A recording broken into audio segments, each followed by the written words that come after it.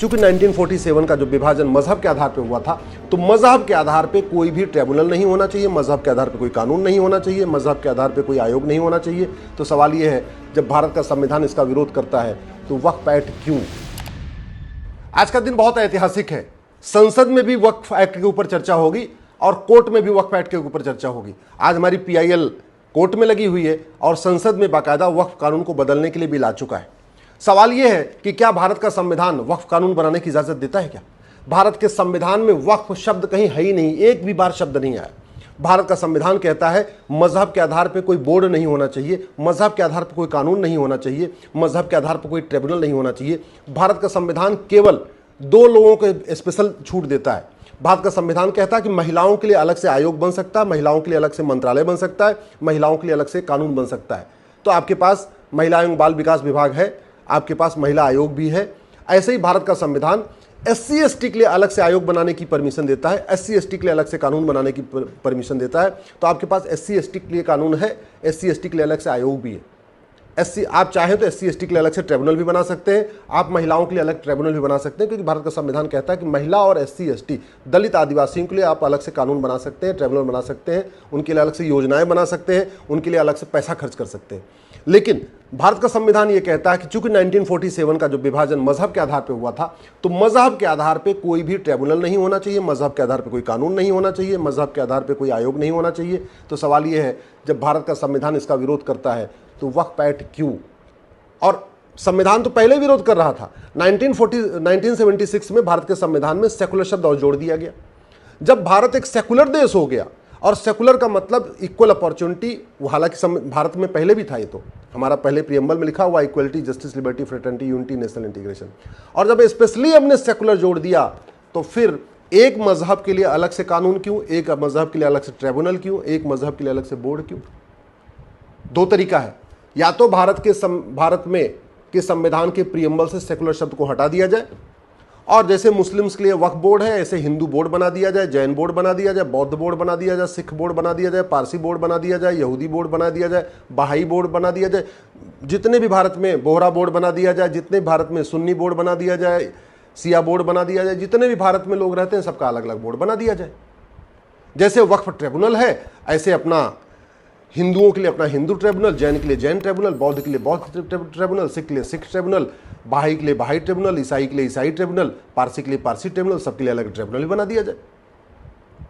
और यदि भारत के, आप ये कहते हैं कि भारत एक सेकुलर देश है और प्रीएम्बल में सेकुलर रहना चाहिए, सेकुलर रहना चाहिए तो वक्फ बोर्ड नहीं होना चाहिए, सेकुलर रहना चाहिए तो वक्फ कानून नहीं होना चाहिए, सेकुलर रहना चाहिए तो वक्फ ट्रिब्यूनल नहीं होना चाहिए, फिर तो एक देश एक विधान होना चाहिए, 1 नेशन 1 लॉ होना चाहिए। अगर भारत में वास्तव में हम चाहते हैं कि एक भारत में सेकुलरिज्म मजबूत हो, तो ये वक्फ बोर्ड को ख़त्म करना चाहिए। एक यूनिफॉर्म चैरिटी कोड बनाना चाहिए, यूनिफॉर्म प्रॉपर्टी कोड बनाना चाहिए, यूनिफॉर्म एंडाउमेंट कोड बनाना चाहिए। मतलब एक देश एक धर्मस्थल संहिता, एक देश एक संपत्ति संहिता, और एक देश एक दान संहिता, ये सबके लिए होना चाहिए। अलग से कोई व्यवस्था नहीं होनी चाहिए। जैसे हिंदू, जैन, बौद्ध, सिख, पारसी, ईसाई, बहाई के लिए जो ज़मीन डोनेट करते हैं, अगर उसका कोई विवाद होता है तो डिस्ट्रिक्ट कोर्ट में चलता है, सिविल जज के यहाँ चलता है। वैसे भी अगर मुस्लिम्स के ज़मीन का कोई विवाद होगा तो वहाँ पे सिविल जज के यहाँ चलेगा। जैसे हिंदू, जैन, बौद्ध, सिख का जो ज़मीन होता है उसका सर्वे करने का काम लेखपाल करते हैं, कानून गो करते हैं, पटवारी करते हैं, तहसीलदार करते हैं, वैसे मुस्लिम जो दान करेगा उसका सर्वे का काम भी वही लेखपाल, पटवारी, कानून गो करे। अलग से क्यों होना चाहिए, ये तो मैं पूछ रहा हूँ। जो बदलाव आया है मैं उसका स्वागत करता हूँ, लेकिन सवाल वही है कि क्या भारत के संविधान में वक्फ है? उससे भी बड़ी बात, कुरान में कहीं मज़ार शब्द नहीं है, कुरान में कहीं दरगाह शब्द नहीं है, कुरान में कहीं पक्का कब्रिस्तान शब्द नहीं है। और इसीलिए पूरे अरब देशों में जहाँ से इस्लाम शुरू हुआ, आपका अरब हो गया, दुबई हो गया, कुवैत हो गया, अबू धाबी हो गया, मस्कट हो गया, बहरीन हो गया, कतर हो गया, वहाँ एक भी मज़ार नहीं, एक भी दरगाह नहीं, एक भी पक्का कब्रिस्तान नहीं। तो भारत में मज़ार, दरगाह और पक्का कब्रिस्तान वक्फ प्रॉपर्टी कैसे हो सकती है? इसलिए मैं कहता हूँ कि ये जो वक्फ एक्ट है, ये संविधान विरोधी भी है, इस्लाम विरोधी भी है, कुरान विरोधी भी है।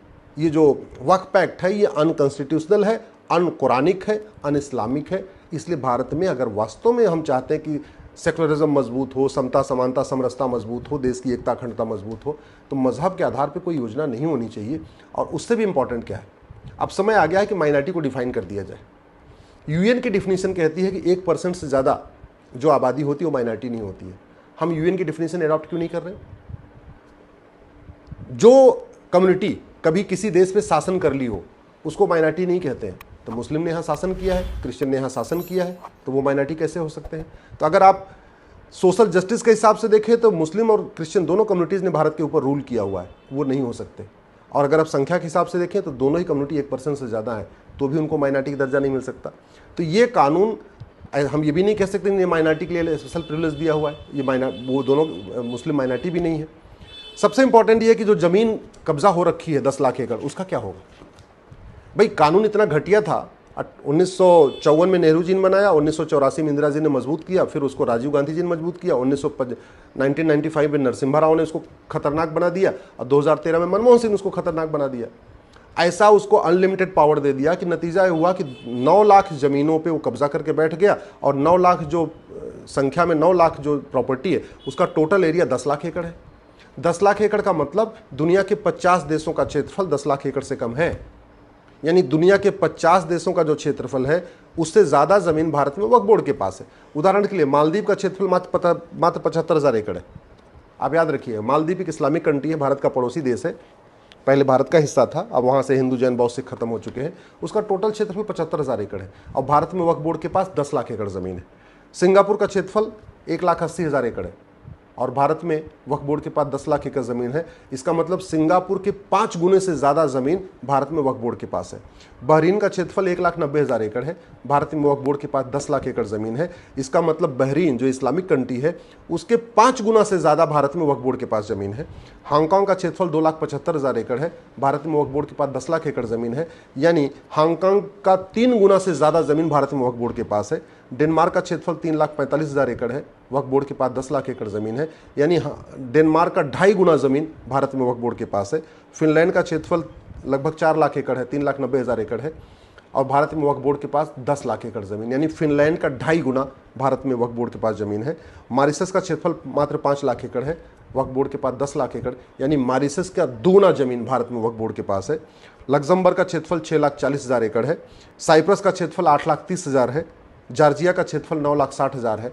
तो भारत के दुनिया के 50 देश ऐसे हैं उनका जो क्षेत्रफल है उससे ज़्यादा एरिया, उससे ज़्यादा ज़मीन भारत में वक्फ बोर्ड लेके बैठा हुआ है।